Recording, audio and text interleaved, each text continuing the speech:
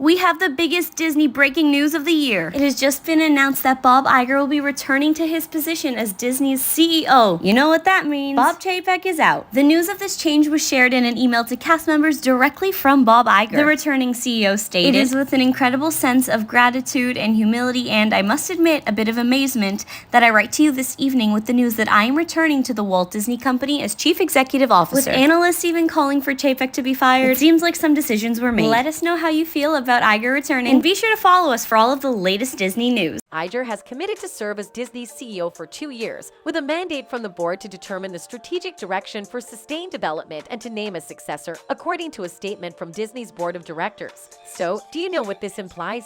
Well, great news for the Depp fans, because this means that the new CEO will be working towards getting those TRPs up. And of course, what better way to do that than to bring the original Captain Jack Sparrow back, right?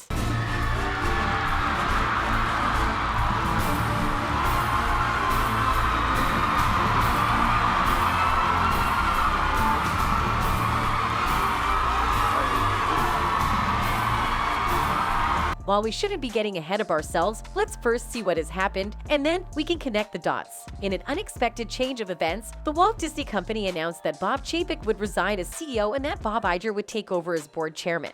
The Disney board made the choice public Sunday evening, while leaving the Depp fans assuming quite a lot of scenarios of Captain Jack Sparrow coming back. Additionally, in a statement, Susan Arnold, chairman of the board, stated, "We thank Bob Chapek for his contribution to Disney throughout his lengthy career, including guiding the company through the exceptional challenges of the epidemic. The board has determined that Bob Iger is perfectly positioned to lead the company through this critical era as Disney embarks on an increasingly challenging phase of industry transition." After rumors surrounding the firing of TV chief Peter Rice earlier that month drove the board to make a noteworthy public statement endorsing the CEO, Chapek had just signed a new multi-year contract. Even Iger admitted that he is returning with an enormous sense of appreciation and humility, and we must say, with a touch of wonder, in a note sent to Disney employees on Sunday. Iger will resume his previous position, but the board stated explicitly clear that his new tenure is only temporary. This means that whatever needs to be done regarding bringing Johnny back to the franchise needs to be done fast. Moving on, Disney's board of directors said that Iger has agreed to serve as Disney's CEO for 2 years, with a mandate from the board to set the strategic direction for renewed development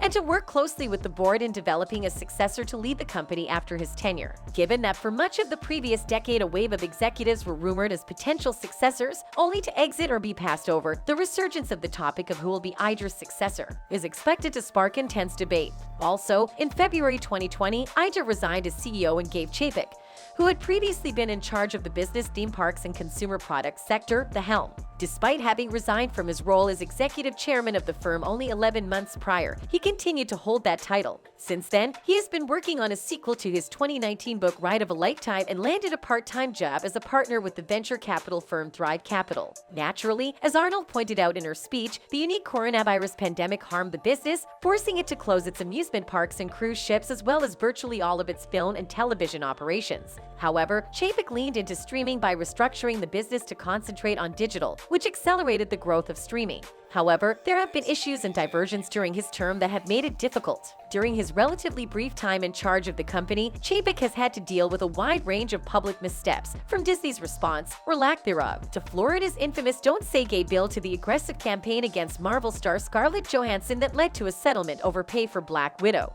But in recent months, Disney's business has also started to deteriorate in addition to the public controversies. One, of course, relating to Johnny Depp, when he was let go quite coldly from his very own franchise of POTC. On the other hand, on November 11, Chapek said that the company would halt all non-essential travel and freeze hiring, with layoffs likely to follow as his senior team worked to reduce expenses. And while Disney continues to add subscribers at a quick rate, 235 million across Disney+, ESPN, and Hulu, the company's streaming losses have increased, reaching almost $1.5 billion at its most recent quarter, making it harder to reach its profitability goal. Maybe it's time for Disney to up the game by simply pleasing almost all of the subscribers who want to see Depp on their screens more than ever. That being said, Iger, a businessman since joining ABC in 1974, oversaw the network after Disney acquired it in 1995.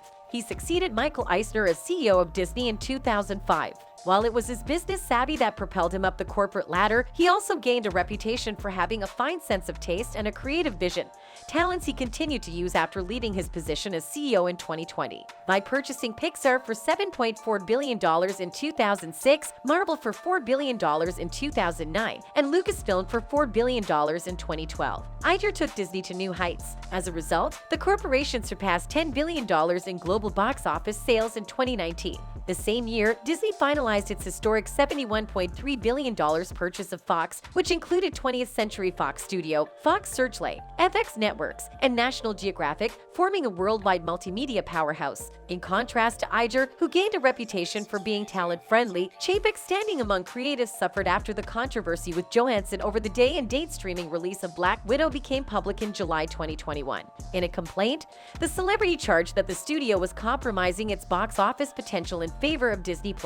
The two Bobs' interactions were somewhat oil and water due to their different approaches and philosophies. Iger pleaded with everyone in the room to concentrate on the virtues of innovation and talent, as THR's Kim Masters wrote last year, at what was to be his final official Disney board retreat with the business. Furthermore, the market value of Disney was about $55 billion when Iger took charge in 2005. It increased to $260 billion in January 2020, and as of Friday, it was $167 billion. Iger has informed the staff in his note that he and other top officials will address the company on Monday. Whether or not Disney will be bringing the actor back to the franchise now, that's still 50-50. However, fans are adamant that Johnny Depp should be apologized to and brought back to the franchise as well, as what the last CEO did with the actor felt quite self-served and demeaning to Depp and his fans. Here's what the fans have to say. One user tweeted, "Maybe JD will finally get an apology," while another one posted, "I think we are going to have a Disney-Depp rendezvous." As far as what Depp thinks of returning, well, Depp has stated in his testimony that he wanted to say appropriate goodbye to his Pirates character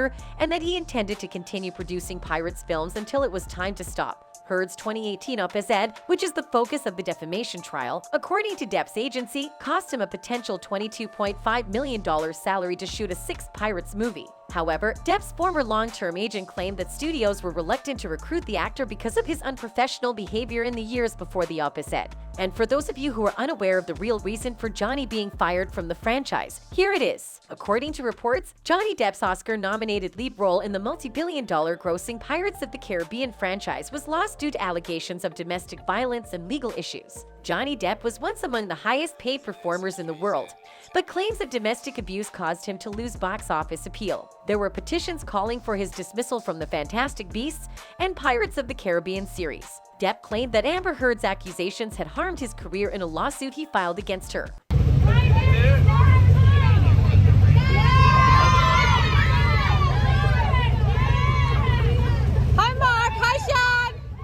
Additionally, a Washington Post article claims that Disney fired Depp from the Pirates series just 4 days after Heard wrote an explosive opinion piece in the same magazine in 2018 in which she claimed that she had experienced domestic violence without mentioning Depp. Depp's attorneys asserted that it was because of her accusations that the actor was fired from the multi-billion-dollar series. Moreover, the future of the franchise without Depp was affirmed by Disney production executive Sean Bailey in 2018. "We want to infuse new energy and vibrancy," he said, according to The Hollywood Reporter. "I adore the Pirates of the Caribbean movies, but Paul Wernick and Rhett Reese are particularly compelling because we want to kick the movie in the nuts. And that's the assignment I've given them," he added. Also, Johnny might have been fired for another cause, such as Disney's inability to continue paying him.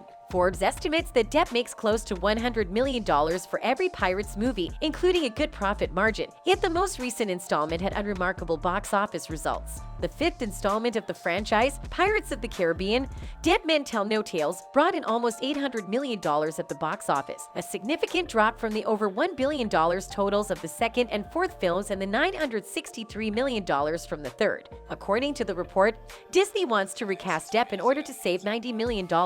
Mordecai, Alice Through the Looking Glass, Transcendence, and The Lone Ranger are just a few of Depp's recent box office duds. However, City of Angels, his next movie, was abruptly canceled owing to disagreements. Whereas, 5 Pirates movies starring Depp have a combined global box office gross of nearly $4.5 billion. Depp has also bagged a Best Actor Academy Award nomination for the first movie. Johnny Depp. This is Johnny Depp's 14th People's Choice Award.